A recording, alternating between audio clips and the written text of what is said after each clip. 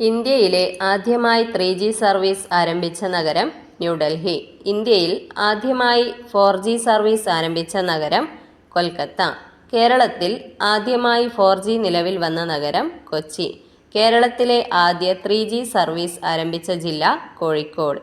ലോകത്ത് ആദ്യമായി 5G network ആരംഭിക്കുന്ന കമ്പനി എറിക്സൺ. ഇന്ത്യയിൽ ആദ്യമായി 5G സംവിധാനം ഉപയോഗിക്കുന്നതിനുള്ള നെറ്റ്വർക്ക് വികസിപ്പിച്ചത് Airtel. Asian school of cyber laws സ്ഥിതി ചെയ്യുന്നത് പൂനെ.